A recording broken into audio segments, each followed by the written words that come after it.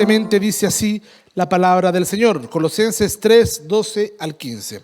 Vestíos pues como escogidos de Dios, santos y amados, de entrañable misericordia, de benignidad, de humildad, de mansedumbre, de paciencia, soportándoos unos a otros y perdonándoos unos a otros. Si alguno tuviere queja contra su hermano, de la manera que Cristo os perdonó, así también hacedlo vosotros. Y sobre todas estas cosas, vestíos de amor, que es el vínculo perfecto. Y la paz de Dios gobierne en vuestros corazones, a la que asimismo fuisteis llamados en un solo cuerpo, y sed agradecidos. Amén y amén. El sermón de esta mañana tiene por título Vestíos de Cristo. ¿Ya? Es como una exhortación, ¿verdad? Vestíos, o en otras palabras, vístete, vistámonos de Cristo. ¿Ya? Como ya lo hemos dicho, los primeros 2 capítulos de la epístola a los Colosenses es más bien una apología que hace el apóstol Pablo sobre la persona y preeminencia de Cristo. Pero ahora en el capítulo 13 en adelante él se dedica a decirnos cómo vivir de manera práctica esa fe que tenemos en el Cristo preeminente. Y cuando una persona, en ese sentido, cuando una persona llega a la fe en Cristo, no solamente experimenta un cambio interno, sino que también comienza una transformación que es visible, ¿ya? Que puede ser manifestada de forma externa. Porque la fe verdadera no se queda encerrada en el corazón, hermano amado, hermana amada. La fe verdadera, hermanos amados, se manifiesta en la vida, en las relaciones, en la manera en que hablamos, en que respondemos, en la manera en que perdonamos y amamos. De esa manera se manifiesta la vida cristiana. Entonces el apóstol Pablo en la carta a Colosenses nos recuerda y nos muestra con claridad que la vida en Cristo no es simplemente dejar atrás el pecado. Fíjese que la santificación tiene un aspecto negativo y un aspecto positivo. Déjeme le explico brevemente. El aspecto negativo es la mortificación de la carne, dejar atrás las cuestiones pecaminosas que nos dañan, pero también tiene un aspecto negativo, porque algunos se quedan un aspecto positivo, porque algunos se quedan solamente en lo que implica la mortificación del pecado, pero no en ese aspecto positivo, en que es la vivificación del Espíritu, en empezar en vez de hacer, voy a decirlo de manera muy simple, algunos solamente dejan de hacer lo malo, pero no se trata solamente de dejar de hacer lo malo, sino también hacer lo bueno. Es el aspecto positivo, la vivificación del Espíritu. Por lo tanto, hermanos, en sermones anteriores vimos el llamado del apóstol Pablo a despojarnos del viejo hombre. Nos decía que hay un nuevo hombre en nosotros, ¿verdad? Y ese viejo hombre tiene obras pasadas, o sea, todo aquello que éramos sin Cristo, ¿verdad? Dominados por la ira, dominados por la malicia, la mentira, la impureza, la lascivia, etcétera. ¿Ya? Y ese viejo ropaje, esas viejas ropas sucias, ya no nos pertenecen porque estamos en Cristo. Ya ha sido quitado por Cristo en la cruz del Calvario. Leíamos la semana, en el culto pasado, ¿verdad? La narración de esa visión del sumo sacerdote Josué frente a Dios siendo cambiado de ropajes porque sus vestiduras eran viles y el Señor le ponía ropa limpia. Bueno, eso es lo que hace Cristo en nosotros, ¿verdad? Por causa de su obra satisfactoria en la cruz del Calvario, Dios nos reviste de una nueva vestidura, ¿verdad? Y ahora, hermanos amados, el apóstol Pablo nos dice, vístanse del nuevo hombre. Vístanse del nuevo hombre. Y esto es interesante, hermanos amados, porque la vida cristiana no es simplemente dejar atrás el pecado, sino también revestirse de Cristo. La vida cristiana está enfocada en Cristo, en mirar a Cristo, en ver quién es Él y en revestirnos de Él, en ser como Él es. Ahora, la pregunta que podríamos hacer, ¿qué significa en la práctica revestirse de Cristo? ¿Cómo se ve esa nueva vestimenta? ¿Se trata de llegar al culto de punta en blanco lleno de joyas, un buen traje, ¿verdad? De Chanel quizás, una buena corbata, un buen ternito. ¿Se tratará de eso, vestirse de Cristo? O capaz que alguien viniera con una túnica el próximo domingo, ¿verdad? Y se dejara la barba larga y dijera, a lo mejor Cristo se vestía así y por eso vengo como Cristo. Bueno, ¿cómo vive alguien? La pregunta que debemos hacernos es, ¿cómo vive alguien que ha sido transformado por el Evangelio? ¿Qué actitudes, qué reacciones tiene cuando de repente nos golpean el ego? ¿verdad? Cuando de repente somos pasados a llevar, ¿qué reacciones tiene? ¿Qué motivaciones nacen en una persona a quien Dios ha escogido, ha santificado y ha amado? Bueno, el pasaje que leeremos hoy nos responde con claridad. Y en ese sentido vamos a ver tres cosas que son importantes, ¿ya?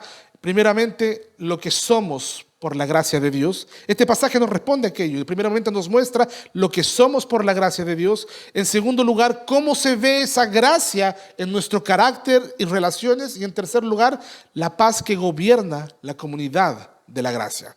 Veamos primero que el apóstol Pablo nos habla acerca de lo que somos por gracia.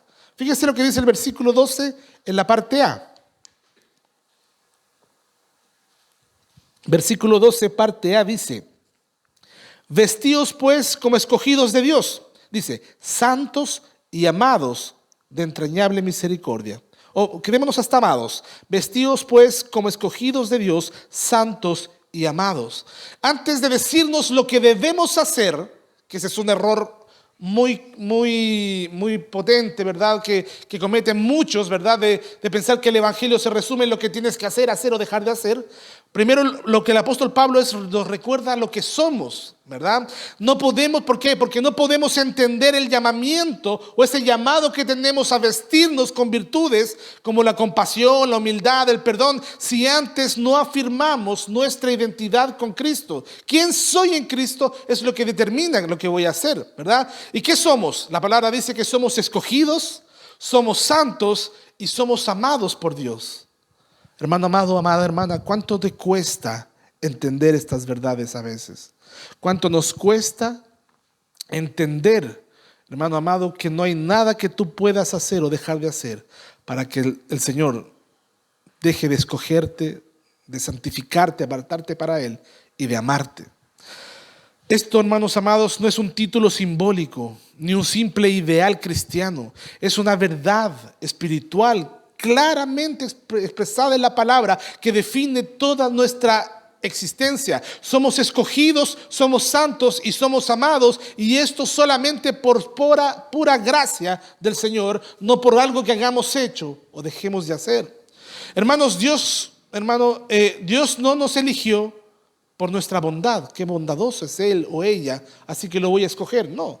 Dios no dijo eso. Tampoco nos escogió porque hubiese algún valor especial en nosotros, ¿verdad? Hermanos, la palabra de Dios en Efesios capítulo 1 nos dice que en amor Dios nos predestinó para ser adoptados hijos suyos por medio de Jesucristo. Y fíjese la última parte de este versículo. Dice, según el puro afecto de su voluntad. En otras palabras, lo que le motivó a Cristo a escogernos fue su amor, fue su voluntad, porque Él así lo quiso.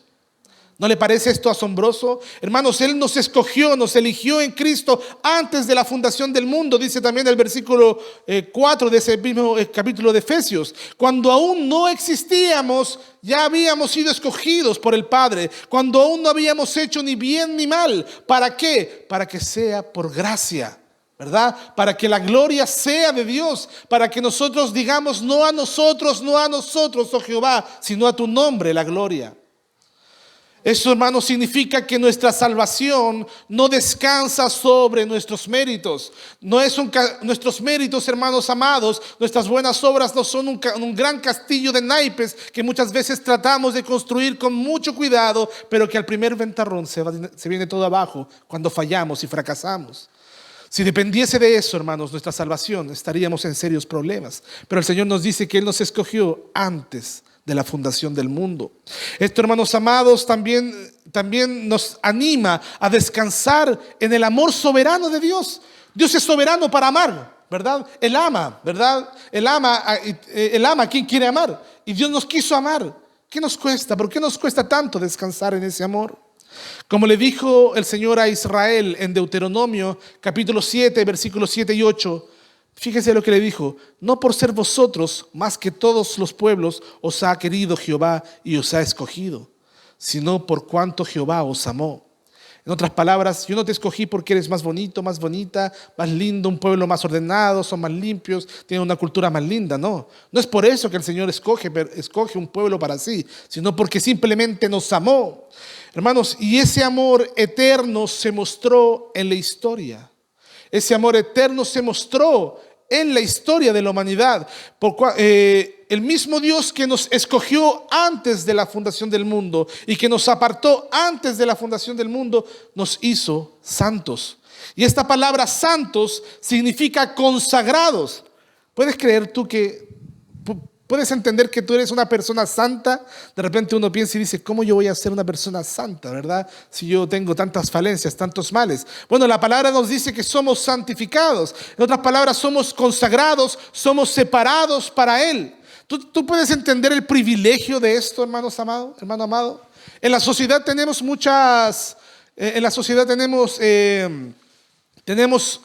muchos oficios en donde se separan ciertas personas para ciertas labores. Usted puede entender lo que significa ser un senador de la República, por ejemplo. Ser separado para esas funciones, ¿verdad? O ser separado para ser un ministro de Estado, o ser separado para ser un médico dentro de la nación, un doctor dentro de la nación, y ser separado para ser formado en eso.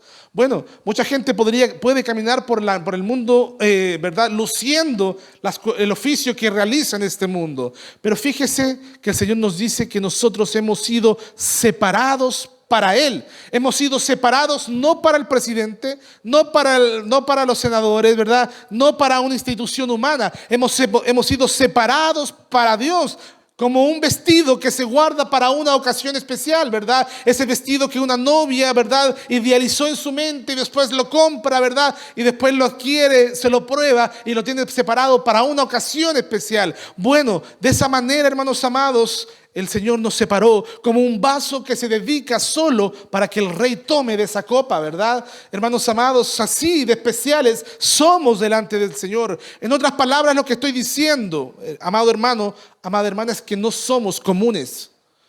Y no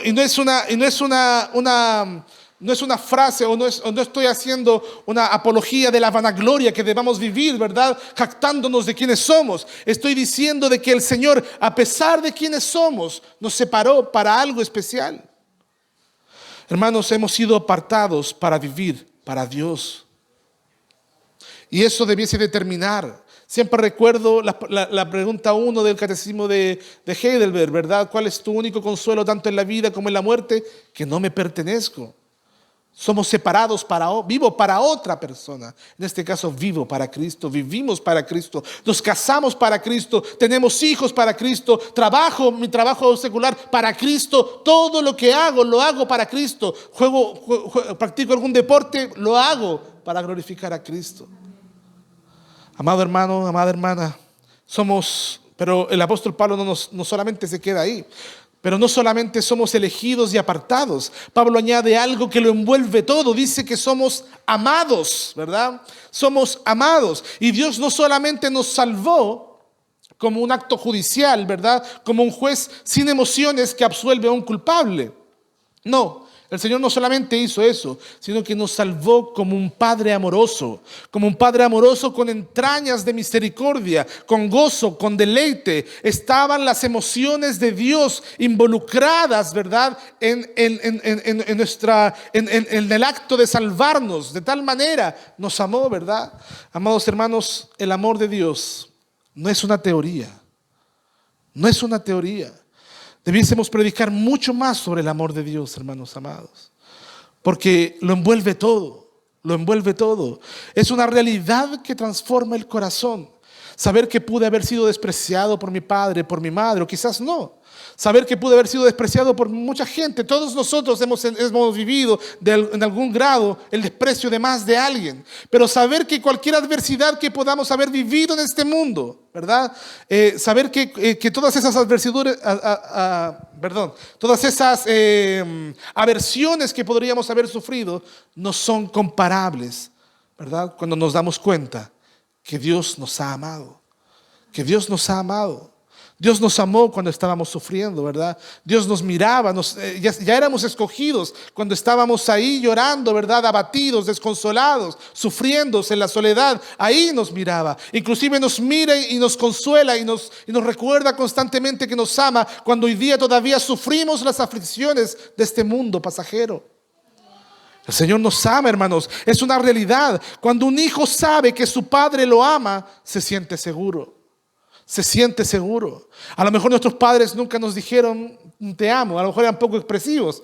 Antiguamente era más difícil, no sabemos. A lo mejor nosotros tratamos de cambiar un poco esa realidad, ¿verdad? Somos una generación un poco más sensible en ese sentido. No obstante, hermanos, el Señor nos recuerda pasaje, letra tras letra en la Biblia, que nos ama, que nos ama.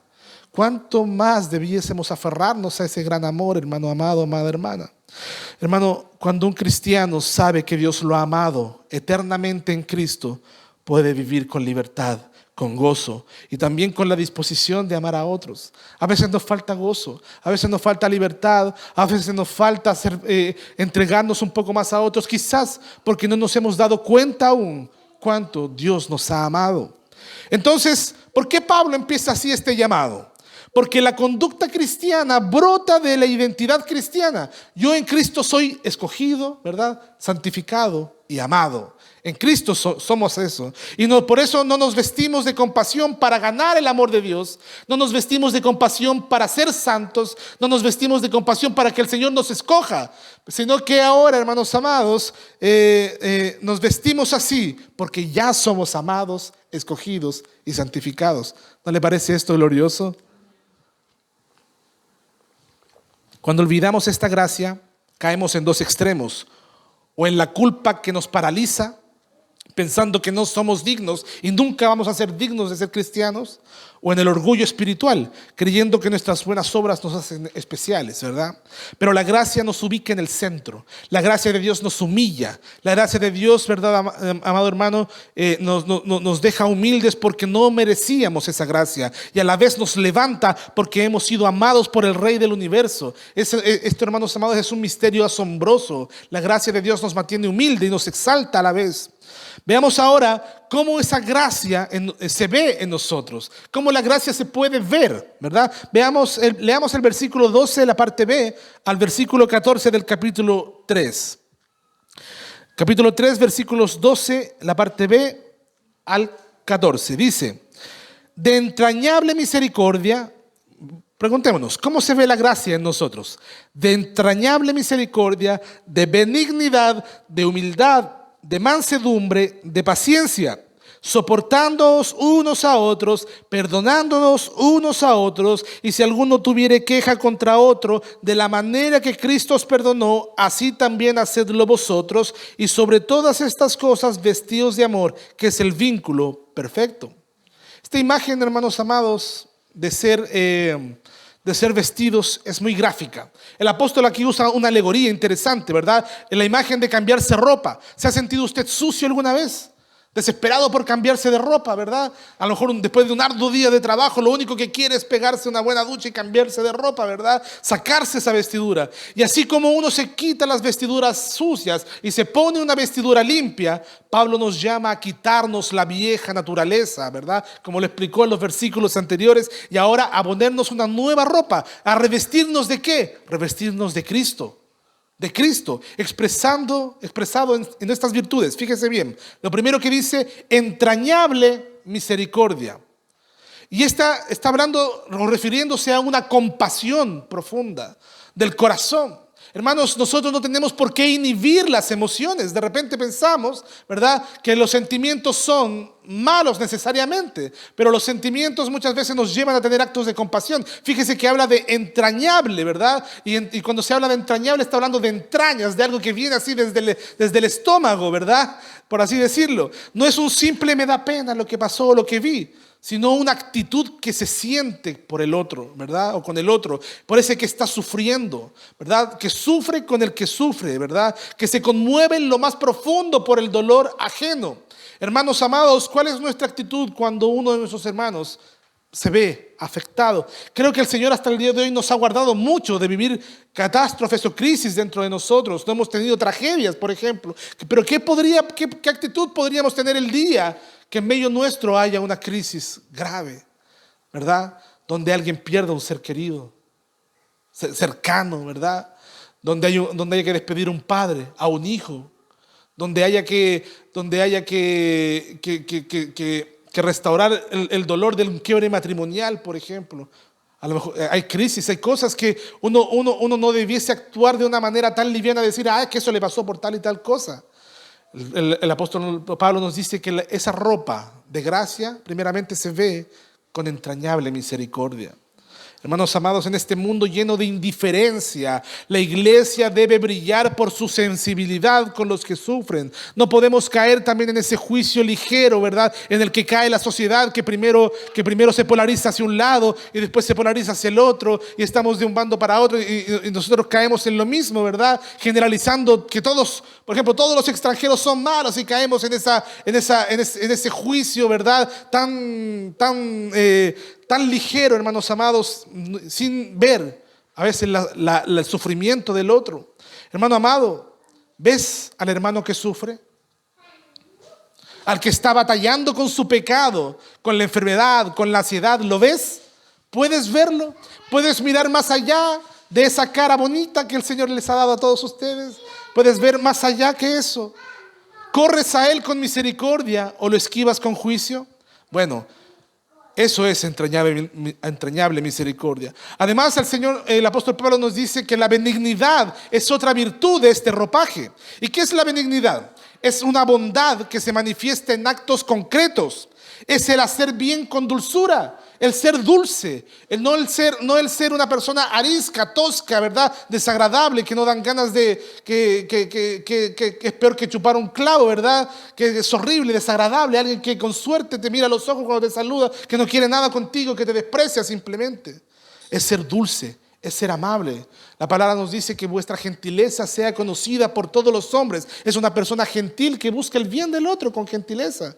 Por eso un cristiano amargado que desprecia, que apenas si te pasa la mano para saludarte, hermano, eso no debiese ser parte de la vida cristiana. No es solamente una actitud interna, sino que se trata sino que es un trato considerado, un trato amable que refleja el carácter de Cristo. Amada hermana, la benignidad es paciente con el que es lento, ¿verdad? De repente queremos que todos corran a nuestro ritmo y no todos corren a nuestro ritmo, ¿verdad? Es paciente con el que avanza lentamente, ¿verdad? Es amable con el que es torpe, ¿verdad? Con el que se manda, ¿verdad? Como decimos en buen chileno, con doros, ¿verdad? Y tenemos que salir a poner paños fríos, ¿verdad? Es amable, ¿verdad? Con el torpe. Es tierno o tierna con el que es débil, ¿verdad? Con el que cae con mayor facilidad, va y le tiende la mano, ¿verdad? ¿Cuánta falta hace esta virtud en nuestras familias, en la iglesia, en las redes sociales, donde queremos que todos hagan lo que nosotros queremos y que todos piensen, ¿verdad? Como nosotros pensamos? Hay una hostilidad tremenda, ¿verdad? En redes sociales. De repente esa hostilidad, peor aún, está dentro de nuestros hogares. Que el Señor nos ayude, hermanos. Dice también que otra virtud que muestra este ropaje es la humildad.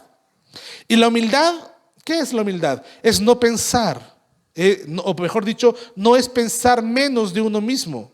No es ser la mosquita, ¿verdad? Ahí el último piojito. No se trata de eso. Es pensar, sino pensar menos en uno mismo. Repito la frase. Humildad no es pensar menos de uno mismo, sino pensar menos en uno mismo. Porque lo que hacemos los seres humanos constantemente es mirarnos el ombligo, pensar todo el tiempo en nosotros, mirarnos lo que me falta, lo que tengo, lo que me duele, lo que quisiera, lo que yo puedo, sin poner los ojos en los demás. El humilde sabe que no lo sabe todo, no necesita ser el centro, ni tener siempre la razón. La humildad abre espacio para la comunión, para la corrección, para el servicio. Y eso debemos estar dispuestos todos, hermanos amados, aún yo, hermano, a ser corregido. Todos nosotros debemos tener esa humildad, hermano, cuando el Señor nos somos exhortados por alguien más dentro de la comunidad. Además, nos dice el apóstol Pablo que la mansedumbre es otra de las características de este ropaje. Y alguien dijo que mansedumbre es tener fuerza, pero bajo control. ¿ya? Ser manso es tener fuerza, no es como dijo alguien, no es ser menso. Ser manso es saber mi potencial y saber la fuerza que tengo, pero tenerla bajo control, ¿verdad? El manso no es débil, sino es alguien que ha aprendido a no reaccionar con dureza, a no responder con violencia ni verbal ni emocional cuando es demandado. De repente podemos tener la verdad en algún punto, pero cuando no somos mansos para exponerla, ¿de qué sirve? ¿De qué aprovecha? Cristo mismo se describió a sí mismo como manso y humilde de corazón. Aprended de mí que soy manso y humilde de corazón, dijo. Hermano, ¿te irritas con facilidad? Amada hermana, ¿te cuesta dominar tu reacción frente a otros, verdad? La mansedumbre no nace de técnicas humanas. Nace del Espíritu obrando en el corazón rendido a Cristo. A veces cuando uno recién comienza un matrimonio, ¿verdad? Y estamos sociabilizando, cuando discutimos matrimonialmente parece que todo el mundo se enterara porque las emociones fluyen por todos lados. Con el tiempo uno se va dando cuenta y va superando y se va diciendo, bueno, es un traspié más dentro de los miles que tengo en mi matrimonio y puedo seguir queriendo, amando y sociabilizando con paz con todo el mundo a pesar de la diferencia que pueda haber.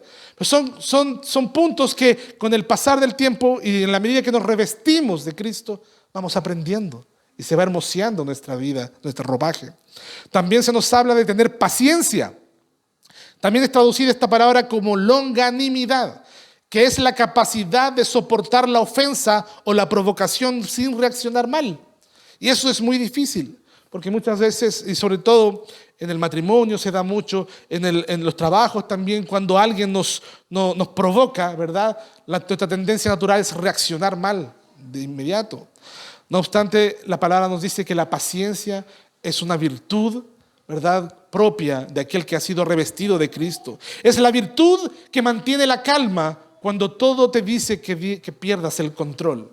En la virtud, ¿verdad?, es el ancla que te aterriza al piso para que no te desbandes, ¿verdad? La paciencia es necesaria en todo lugar, en la familia, es necesaria en la comunidad cristiana, es necesario en el hogar, en la iglesia, en los equipos de servicio, es necesaria, hermanos amados, en el trabajo. ¿Por qué? Porque somos pecadores, porque todos erramos y ofendemos muchas veces, como dice el apóstol Santiago, ¿verdad? Todos ofendemos muchas veces con nuestra boca. Porque somos pecadores, necesitamos paciencia los unos con los otros. Nos vamos a fallar, vamos a herirnos. Pero si Cristo ha tenido tanta paciencia con nosotros, ¿cómo no vamos a tenerla los unos con los otros? No, perdóneme, hermano, cuando me toque ofenderlo. Sin querer quizás, pero a veces tendré que ser perdonado por usted. Todos nosotros tendremos que ser perdonados, ¿verdad? Más de alguna vez porque fallamos. Y justamente eso es lo que dice a continuación en el versículo 13 el apóstol Pablo: soportándoos y perdonándoos unos a otros. La paciencia, hermanos, se traduce en soportar al otro y en perdonar al otro, como Cristo nos perdonó. Pablo nos dice, si alguien llega a Pablo no dice, si alguien llega a ofenderte, sino que dice, si alguno tuviere queja contra otro. En otras palabras, va a pasar que vas a tener queja contra tu hermano o contra tu hermana porque te habló, porque te miró, porque te despreció, porque hizo esto, otro. Va a pasar. Si alguno tuviere queja contra otro, dice, en otras palabras, nos vamos a fallar. Y la pregunta es, ¿qué haremos cuando eso suceda? ¿Qué haremos cuando nos fallemos? Cuando la persona que más admiras te falle. Cuando tu compa, tu partner en la fe, tu compañero de milicia te ofenda, te dañe. ¿Qué va a pasar? Debemos recordar, hermanos amados, que fue Cristo quien nos perdonó de forma completa y sin condiciones previas. Por lo tanto, Él es el modelo a seguir cuando esto suceda. Si guardamos rencor, si acumulamos heridas, si somos difíciles de pasar página, si evitamos a hermanos porque nos han lastimado, estaremos negando con nuestra conducta el evangelio que predicamos. Sé que es difícil, es muy difícil, pero es Cristo en nosotros, esperanza de gloria, dice Colosenses. Hermanos amados, por último, el apóstol Pablo nos dice que hay un lazo perfecto que une todo esto, el vínculo del amor, el versículo 14. Lo voy a leer. Dice, y sobre todas estas cosas, vestíos de amor, que es el vínculo perfecto. Todas estas virtudes encuentran un sentido perfecto y una cohesión armoniosa en el amor. El amor cristiano. Ese amor que no es solamente una emoción o simpatía, ¿verdad? Sino que es una decisión activa de buscar el bien de otro, de querer que el otro crezca, de querer que el otro prospere, de alegrarme cuando el otro le va bien, de dolerme cuando está sufriendo, ¿verdad? De entregarse, de servir, de edificar. A esto Pablo lo llama el vínculo perfecto, como una cinta, hermano, que une y embellece toda una vestidura, ¿verdad? Como es el moño, ¿verdad?, de la princesa, ¿verdad? Esa cinta que termina, que es la cúspide, ¿verdad? La perla de la corona, por así decirlo, ¿verdad? Hermano amado, sin amor, todo lo anterior se vuelve un solo esfuerzo moralista, ¿verdad? Solo es moralismo. Y a veces no soportamos con honestidad, sino simplemente obviamos y rechazamos. Pero con amor brota del corazón renovado, ¿verdad? Con el amor brota del corazón renovado verdadero perdón, verdad, paciencia. Estas no son prendas que podamos vestir por nosotros mismos. Solo por la gracia de Dios y solo en el poder del Espíritu Santo podemos vivir así. Estoy describiendo a alguien casi inalcanzable, hermanos amados. Estoy describiendo a Cristo. A él estoy describiendo. A él está describiendo el apóstol Pablo, ¿verdad? Pero solamente por Dios, ¿verdad? Por su gracia y por el poder de Dios podemos alcanzarlo, podemos mirarlo, podemos acercarnos a Él, ser más como Él. Por eso cada mañana debemos recordar una y otra vez y orar de la siguiente manera como alguien oró alguna vez. Señor, tú me has amado, tú me has escogido y tú me has perdonado. Ayúdame hoy a vestirme como tu Hijo, que los demás puedan ver a Cristo en mí. Esa es una oración, hermanos amados, que conecta profundamente con este pasaje. Por último, hermanos, en el versículo 15 nos encontramos con el último punto: la paz que gobierna una comunidad de gracia. Dice el versículo 15 de la siguiente manera: y la paz de Dios gobierne en vuestros corazones, a la que asimismo fuisteis llamados en un solo cuerpo, y sed agradecidos. La palabra traducida como gobierne tiene un sentido de actuar como un árbitro o tomar la decisión final. Fíjese bien, tomar la decisión final. Y eso me hace preguntarme algo. Bueno, vamos a desarrollar primero el punto y vamos a llegar hasta ahí. Pablo lo que está diciendo es que en los desacuerdos, en los momentos en que no estemos de acuerdo, escúcheme bien, ya sea usted como padre e hijo, padre e hija, entre esposo y esposa, entre novio y novia, entre hermanos en Cristo, cuando no estemos de acuerdo, cuando haya roces y tensiones naturales de la vida en comunidad, la paz de Dios debe ser la fuerza que determine mi actuar. No se trata de evitar los conflictos, no se trata de barrer la basura bajo la alfombra, sino de manejarlos a la luz del Evangelio. La iglesia no es una comunidad sin fricciones, sin problemas, pero sí es una comunidad en la que la obra de reconciliación de Cristo guía nuestra respuesta del corazón. Por eso, antes de actuar, debiésemos siempre pensar lo siguiente: escúcheme bien, lo que voy a hacer, lo que voy a decir, ¿contribuye a fortalecer la paz en mi comunidad o la debilita? Porque alguien puede decir: es que yo tengo la razón y tengo la verdad, pero mi actitud, ¿verdad? Mi actitud destruye la paz de la comunidad en vez de fortalecerla, ¿verdad? Ejemplos de sobra, hermanos amados. Tenemos que buscar, en otras palabras, cuando el apóstol Pablo dice que la paz de Dios gobierne, está diciendo que antes de decir o hacer cualquier cosa, debo pensar cómo mantengo la paz en mi comunidad, en mi familia, en mi matrimonio, en mi lugar de trabajo. Hermanos amados, lo que estoy a punto de hacer o decir, ¿contribuye a fortalecer la paz o la debilita? Hermanos, la paz de Cristo es el que Él obtuvo en la cruz. Tuvo un alto precio la paz.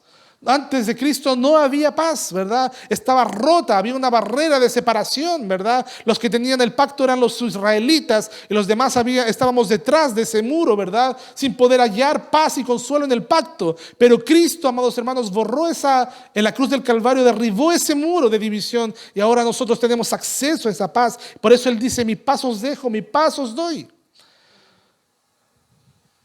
Esa paz, hermanos, tuvo un alto precio. Cristo hizo la paz entre Dios y los hombres, y esa misma paz debe reflejarse ahora en nuestras relaciones como un solo cuerpo. Eso es lo que dice, gobierne, ¿verdad? Que la paz de Dios gobierne como un solo cuerpo. Pablo nos dice claramente que hemos sido llamados en un solo cuerpo. En otras palabras, y ahí tengo yo grandes diferencias con mis hermanos bautistas, porque los hermanos bautistas tienen esa tendencia a presentar un evangelio demasiado individualista, ¿verdad? Evitando la comunidad pactual, muchas veces haciendo el quite a la comunidad pactual, pero la palabra todo el tiempo nos dice que hemos sido salvados en un cuerpo, o sea, en la iglesia. Somos añadidos a la iglesia, a un cuerpo, a una comunidad, hermanos amados. Por lo tanto, no hay lugar para divisiones, para tribalismos, ¿verdad? Para orgullos personales, para formar el grupito de los amigos del pastor, los enemigos del pastor, los que pegan a la esposa del pastor. Lo que se ve mucho en iglesias grandes, hermanos. Horrible. Nuestro llamado es la unidad. La unidad es inseparable del llamado a dejar que la paz de Cristo sea quien mande. Además, la frase final del versículo es radical. Y sed agradecido. Y esta no es una adición suelta, sino que nos recuerda el constante tono que debe marcar nuestra vida en comunidad. Una iglesia que vive agradecida es una iglesia que recuerda constantemente lo que Cristo ha hecho. Una iglesia que vive agradecida es una iglesia que tolera las debilidades de los demás, no el pecado, ojo, tolera las debilidades para restaurar, para animar, para exhortar, para disciplinar. Una iglesia agradecida es una iglesia que sirve sin esperar recompensa. Una iglesia agradecida es una iglesia que persevera aun cuando las cosas no salen como quisiera, ¿verdad? Muchas veces tratamos de imponer nuestras preferencias antes que nuestro amor. La ingratitud, en cambio, la antítesis de ser agradecido es el ingrato. Y la ingratitud alimenta la crítica, alimenta el resentimiento, alimenta la amargura.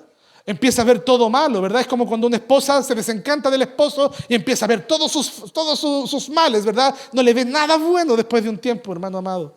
Esa es la ingratitud, así actúa. Y lo mismo puede pasar en tu familia, puede pasar en la iglesia, puede pasar en distintos aspectos, ¿verdad? Por lo tanto, la paz de Cristo y la gratitud son como dos columnas sobre las que se sostiene una comunidad vestida de amor. Seamos agradecidos. Yo estoy, hermano amado, amada hermana, agradecido de su vida, de que usted esté en esta comunidad. Viva usted también agradecido de tenernos los unos a los otros. Como conclusión, vestirse de Cristo es vivir como Cristo.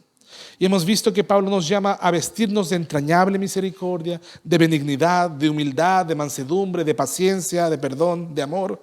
Y que por sobre todo eso la paz de Dios debe gobernarnos. Y que la gratitud debe ser el aire que respiramos como comunidad. Pero estas virtudes no son una lista moralista, ¿verdad?, de cosas que debemos forzar o producir por nuestra propia cuenta. Porque no se trata de una mejor versión de nosotros mismos. No se trata de ser la mejor iglesia de la zona, ¿verdad? No se trata de eso, sino de cuánto de Cristo hay en nosotros. En el versículo 10, que lo vimos hace un par de semanas, Pablo nos dijo que el nuevo hombre es renovado hasta el conocimiento pleno, conforme a la imagen del que lo creó. Y esa es la clave. Vestirse de estas virtudes es vestirse de Cristo, porque Cristo mismo nos creó. Él es Dios. Cuando mostramos compasión, estamos mostrando el corazón de Cristo por los necesitados. Cuando perdonamos, estamos reproduciendo la gracia de aquel que fue crucificado por nosotros. Cuando vivimos en unidad, estamos encarnando lo que Él hizo por nosotros en la cruz. Cuando dejamos que su paz gobierne nuestras decisiones, estamos declarando que no vivimos para nuestra carne, sino para su reino. Por eso, amado hermano, amada hermana, la invitación en este texto es clara. No vuelvas a vestirte con las ropas viejas del egoísmo, de la amargura, de la impaciencia, de la ira. Vístete, amado hermano, amada hermana, hoy día, te lo imploro como un predicador que te ama. Vístete, por favor, de Cristo. Deja que su vida fluya en la tuya. Vistámonos de benignidad, de paciencia, de longanimidad, de perdón los unos por los otros. Y como un solo cuerpo, como la iglesia de Cristo, recordemos que todo esto sucede en comunidad y no solamente en la vida personal, sino en una vida compartida. Dios ha querido que su gracia se vea en nosotros, no solamente individualmente, sino juntos, como un solo cuerpo, como una sola comunidad del pacto, reflejando a un solo Señor, una fe, un bautismo, un Dios y Padre de todos nosotros. Amén. Solo a Dios sea la gloria. Pongámonos de pie, oremos al Señor.